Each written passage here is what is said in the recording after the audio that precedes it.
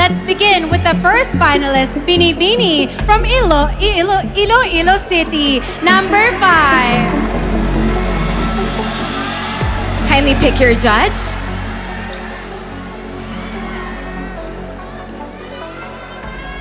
And you have picked our beautiful judge, Miss Ecija Manalo. Hi, Binibini Iloilo. Hi, Ecija. My question is, body positivity has taken huge strides in today's society, and people have started recognizing beauty in all forms, shapes, sizes, and even color. Do you think beauty pageants have adapted and kept up with the diverse beauty standards that we have in the world right now? For me, yes. You know what? Before, I have been struggling and people have been criticizing me because of my body. When Catriona Gray passed her crown to the next Miss Universe, she told us about the 3 mountains that she conquered, and that inspired me, conquering others. And then I joined Binibining Pilipinas last year, and this night, I am here standing in front of you, telling you that no matter size, shape, you're beautiful. Thank you. Thank you, Binibini 5. Thank you. To more conquering Mayon volcanoes. The next Binibini is Binibini 8 from Angono, Rizal, Herlene Nicole Budol. Pick a judge. You pick Mr. Cecilio Asuncion. Hello po. Hi. A beauty pageant is a space for transformation. What has been your biggest character transformation since you joined? And how could this make you deserving of a crown tonight? Gusto mo mag-Tagalog ako? Pwede po. Sige.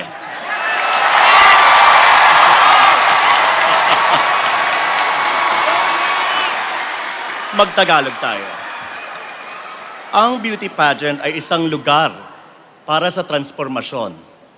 Anong transformasyon na importante ang nangyari sa iyo habang nandito ka sa Binibining Pilipinas?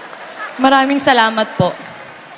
Para sa akin, isang karangalan na nakatungtong ako dito sa Binibining Pilipinas bilang isang binibining hindi inaasahan. Para sa akin, ang sarap palang mangarap. Ang sarap mangarap. Walang imposible. Isa po akong komedyante na laki sa hirap. At ang aking transformasyon ay ang magbigay ng inspirasyon. Because I know...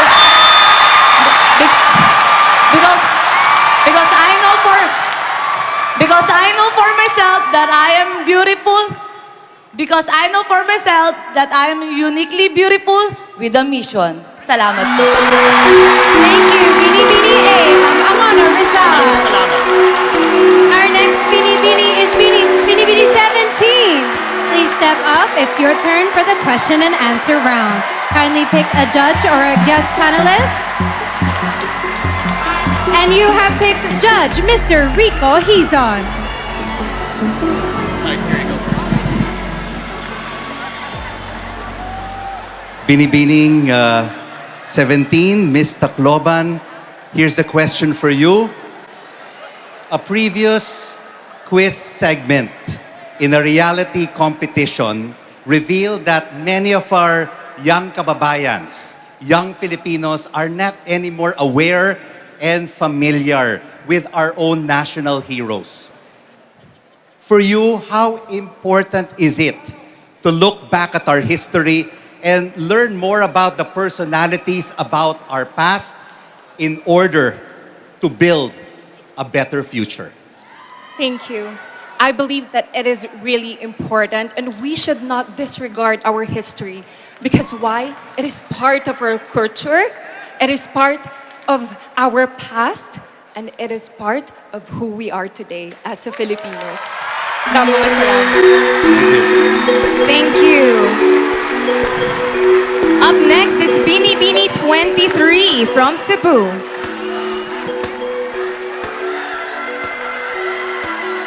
Kindly pick your judge. Good evening.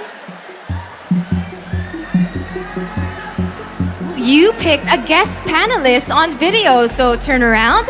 It is Mr. Donnie Pangilinan.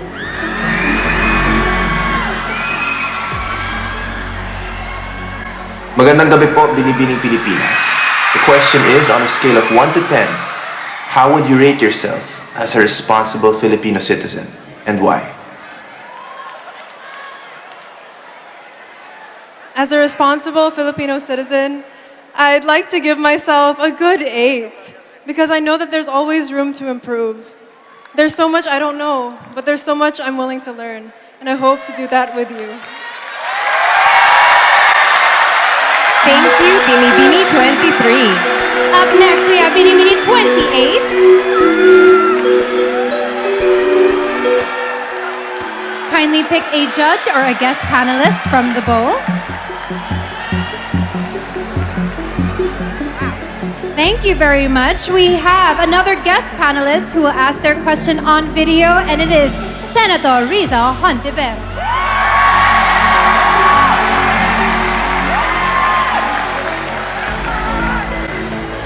Hello to the followers and fans of Binibining Pilipinas. Mabuhay kayong lahat at magandang gabi sa iyo, Binibini. Here's my question. Pageants are a celebration of beauty and goodwill. However, there's also a lot of toxicity, online and offline, that fails to empower us women. If you win as our Binibini, how will you deal with fake news and other negative comments criticizing your looks, intelligence, and the way you live your life? Good evening, everyone. I have been receiving a lot of opinions from other people, and I am not complaining about it because people are entitled of their own opinion. As for me, I will always remind women that we are strong, independent, and courageous, because these are the traits that are very critical to the complicated roles that us women play in today's society. Thank you. Thank you very much. Up next, we have Binibini 31, our last of the first batch of Q&A.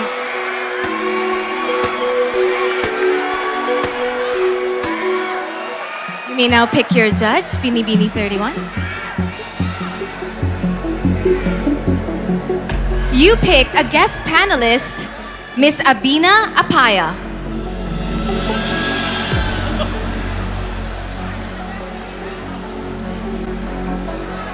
Kumusta sa lahat? Hello everyone, my name is Aduana Apia, your Miss Grand International 2020. My question to you is, what are your thoughts and sentiments on the advocacy, My Body, My Choice? I believe that all women should always be entitled to our own opinions, and we should have the most autonomy on whatever decision that we have towards our body. Because as women, we are a tower of strength, a pillar of hope, and a champion of purpose. And we should always believe that all our choices should always come right into our hands. Thank you. Binibini number 35. Kindly pick a judge or guest panelist. And you have picked our very beautiful Miss Globe and Collis. Good evening, Binibini. Good evening. Here's my question. A pageant crown can give you fame and influence, but so can social media and other online channels. So, how can a pageant still attract young women to its platform when the internet can make instant celebrities out of content creators? I know that both platforms can give you fame and give you influence. You can influence people in both platforms, but through pageants, you can be your own person. You can use your voice about your opinions, your advocacies. That is the exact reason why I joined Binibining Pilipinas, because I was an influencer before. I did Pinoy Big Brother, but then I decided to join this pageant because I want to use my voice, my advocacy. Thank you. Thank you, Binibini 35. Up next, we have Binibini 39.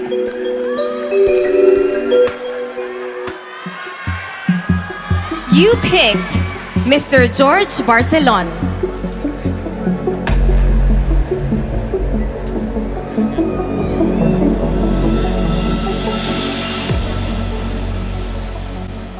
My question for you is, studies say Filipinos are one of the happiest people on earth.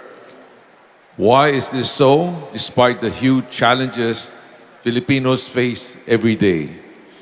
I personally experienced such difficulties during the past 3 months of Binibining Pilipinas, traveling all the way from Tarlac to Manila in split hours. And I know that Filipinos are happy because we love to do our passion, our purpose in life. And that is the greatest reason why we are happy. And I know I am happy right now, and I hope you are too. Thank you so much. Thank you very much. Thank you, Binibini 39. Up next, we have Binibini 40. Please pick a judge or a guest panelist. And you have picked the Honorable Alfredo Pascual. Hello, good evening. Good evening. Good evening. Nowadays, we often hear the word essentials.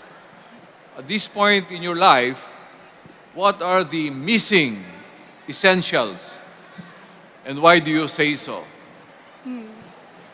I think one of the missing essentials nowadays, especially we came from a Generation Z, a Generation X, is maybe old telephones. Because the reason why I remember my dad and I going to a vintage shop and buying a vintage telephone. And with that, I can really see the importance of our history and what we came from in the past. Thank you. Thank you, Binibini 40. Next, we have Binibini 25. Please step forward, looking lovely and white. Kindly pick a judge or guest panelist. And you have picked our also very beautiful judge, Miss Jane De Leon. Hi, Binibini. And here's my question. Becoming a beauty queen is a pursuit of fame. What are you willing to give up for fame? Well, actually, a couple of months ago, I just moved to the Philippines. My whole life changed. But for me, that wasn't a sacrifice because it was my dream. And I always wanted to be in the Philippines, not only to join Binibining Pilipinas, but also to be closer to my family and to my Filipino heritage. And today, I am living the dream on this stage. Thank you. Thank you, Binibini 25. Up next, we have Binibini 32.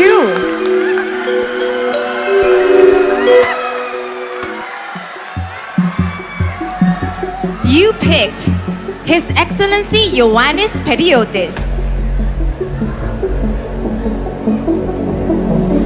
Good evening. Good evening.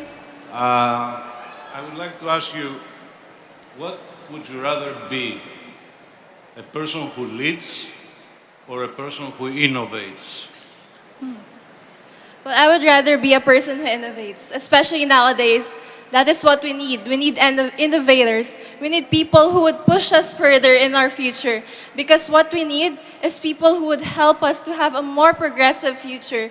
Especially now that we're under a pandemic, we need people who would help us. That is why I would love to encourage everyone to become innovators, to push for your decisions in life, and don't be scared to take risks. Thank you. Thank you, Binibini 32. And last but not least of our question and answer round, we have Binibini 1. Please step forward. Please pick a glow stick. And you have picked our judge, Mr. Joshua Garcia.